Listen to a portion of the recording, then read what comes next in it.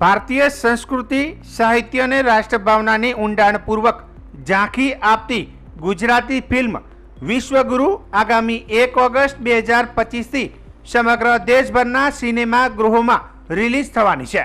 આ ફિલ્મ માત્ર એક કલાકૃતિ નથી પણ એક સંદેશ યાત્રા છે। એવી યાત્રા કે જે રાષ્ટ્રીય ચેતના અને આધ્યાત્મિક જાગૃતિ લાવવાનો પ્રયાસ કરે છે। આ ફિલ્મ ભારતના યુવાનોની આજની સમસ્યા જેમ કે આંતરિક વિખંડન, વ્યસન, ભ્રષ્ટાચાર અને સંસ્કૃતિથી વિમુખતા સામે એક ઉઘાડો દ્રષ્ટિકોણ રજૂ કરે છે। જ્યારે યુવાનો પોતાના મૂળથી વિમુખ થઈ જીવનના સાચા માર્ગથી વિખૂટા પડે છે ત્યારે વિશ્વગુરુ તેમને ભારતના ઊંચા આદર્શો અને આધ્યાત્મિક તરફ ફરીથી દિશામાન કરવાનો સંદેશ આપે છે। આ ફિલ્મને દિગ્દર્શન શૈલેષ બોધાણી અને અતુલ સોનારે કર્યું છે। નિર્માણ સતીશ પટેલે કર્યું છે। લેખન કીર્તિભાઈ અને અતુલ સોનીએ કર્યું છે। સંગીત મેહુલ સુરતી અને પાર્થ તારપરાએ કર્યું છે। જેમાં મુખ્ય કિરદારો જેમાં મુકેશ ખન્ના, ગૌરવ પાસવાલા, મકરંદ શુક્લ અને શ્રદ્ધા ડાંગર સોનાની લેલે।